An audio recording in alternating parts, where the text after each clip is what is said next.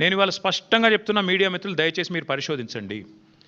వాస్తవం ఏంటి అంటే 1,50,000 కోట్ల మూసి బ్యూటిఫికేషన్ అని చెప్పి ముఖ్యమంత్రి గారు ప్రకటించగానే మేము అడ్డుపడ్డాం. హైదరాబాద్ ప్రజలు అడ్డుపడ్డారు, నిలదీసినారు. 16,000 కోట్లతో అయిపోయే ప్రాజెక్ట్ని 1,50,000 కోట్లు ఎట్లయితాయి అని మేము నిలదీస్తే ఇవాళ కొత్త స్టైల్ ఎత్తుకున్నారు. ఇన్నోవేటివ్ థింకింగ్ కదా.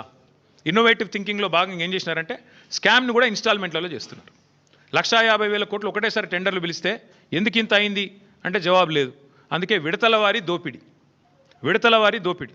మొదలు 1,100 7,700 చేయాలి, ఆ తర్వాత ఇంకోటి 5 రూపాయలు ఉన్నదాన్ని 40 రూపాయలు చేయాలి, పెంచుకుంటూ ఆఖరికి మొత్తం స్కామ్ మళ్ళీ 1,50,000 కోట్ల కాడికి తేవాలి. ఇది వీళ్ళ ఎత్తుగడ.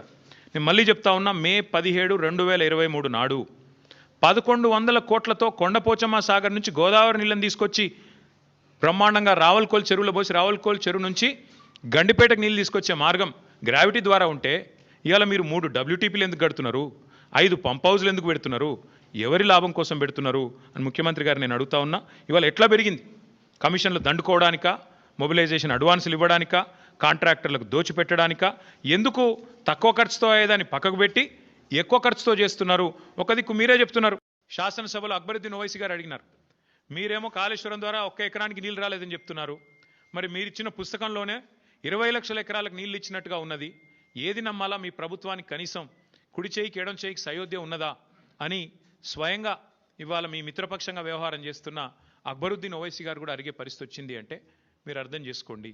అట్లాగే అక్బరుద్దీన్ ఓవైసీ గారు అడిగినారు మొన్న, కాళేశ్వరం ఏదో కొట్టుకుపోయిందని మీరు అంటున్నారు, కానీ అక్కడ 12 లక్షల క్యూసెక్కుల వరద వచ్చినా నిక్షేపంలాగా ఉన్నది కదా బ్యారేజీ, మీరు అన్నట్టుగా ఏం లేదు, మీరు చెప్పేది తప్పు అనే మాట కూడా అక్బరుద్దీన్ ఓవైసీ గారు అడిగినారు.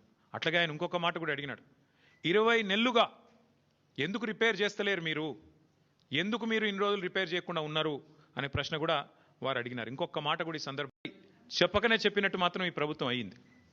ఇన్ని రోజులు కాళేశ్వరం కూలేశ్వరం అయిపోయిందని వాగిన నోళ్లే ఇవాళ అదే కాళేశ్వరం నీళ్లు తీసుకొచ్చి హైదరాబాద్ ప్రజలకు మేము గోదావరి నీళ్ళు అందిస్తామని చెప్తున్నారు. అంటే ముఖ్యమంత్రి కానీ ఈ ప్రభుత్వం కానీ చెప్పకనే చెప్పినట్టు అయ్యింది.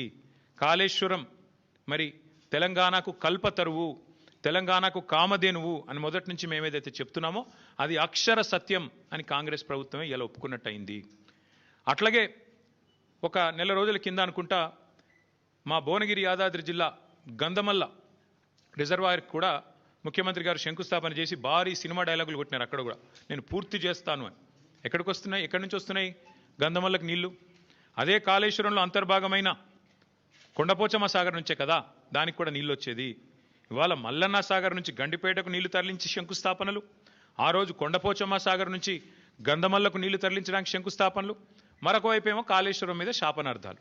ఇంతకంటే అరాచకమైన, ఇంతకంటే సిగ్గుమాలిన ప్రభుత్వం ఈ దేశంలో ఉన్నదా అని అనక తప్పడం లేదు. నేను ఇవాళ ముఖ్యమంత్రి గారిని అడుగుతా ఉన్నా, రాష్ట్ర వ్యాప్తంగా ఇవాళ ప్రజలకి మీరు ప్రజల సొమ్ముతో ప్రతి పత్రికలో ఇవాళ అడ్వర్టైజ్మెంట్లు, ఫుల్ పేజ్ అడ్వర్టైజ్మెంట్లు ఇచ్చినారు. ఏమని? మల్లన్న సాగర్ నుంచి నీళ్లు తీసుకొచ్చి మూసీకి అనుసంధానం చేసే ప్రాజెక్టుకు, బృహత్ ప్రాజెక్టుకు ముఖ్యమంత్రి గారు ఇవాళ శంకుస్థాపన చేస్తున్నారు అని చెప్పి మరి ఫుల్ పేజ్ ప్రకటనలు ఇచ్చినారు. ఈ ముఖ్యమంత్రి గారికి కానీ కాంగ్రెస్ ప్రభుత్వానికి కానీ కనీస సిగ్గుందా అని నేను అడుగుతా ఉన్నా. కనీస మాత్రం ఇంగితం ఉందా? కనీస మాత్రం సోయి ఉందా మీకు? సరిగ్గా వారం కిందట, ఇదే సోమవారం నాడు, వారం రోజుల కిందట కాళేశ్వరం ప్రాజెక్టు మీద కక్ష కట్టి సిబిఐ ఎంక్వైరీ అని పెట్టినారు.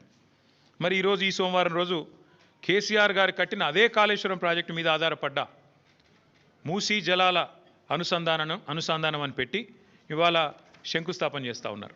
ఇక్కడ విచిత్రం ఏంటంటే, కాకపోతే ఎవరైనా మనిషి జ్ఞానం ఉన్నవాడైతే తల దగ్గర శంకుస్థాపన చేస్తారు, ఎక్కడైతే నీళ్లు ఉన్నాయో, ఎక్కడి నుంచి అయితే నీళ్లు తేవాలనుకుంటున్నారో అక్కడ శంకుస్థాపన చేస్తారు. కేవలం తలా తోక లేని వాళ్ళే తోక దగ్గర చేస్తారు. ఎందుకంటే బాధ ఏముంది ఈయనకి? మల్లన్న సాగర్ దగ్గర పోయి శంకుస్థాపన చేస్తే ఏం చెప్పాలా? ఎదురుగా కళ్ళు దొబ్బినాయా, నీకు కనబడతలేవా, అవి కాళేశ్వరం నీళ్లు కాదా అని ప్రజలు అడుగుతారు, రైతులు అడుగుతారు. ఇవి కాళేశ్వరంలో వచ్చిన నీళ్లు కావా అని సోయినవాడు ఎవడైనా అడుగుతాడు, మీడియా అడుగుతుంది, అందరూ అడుగుతారు. సమాధానం చెప్పలేరు.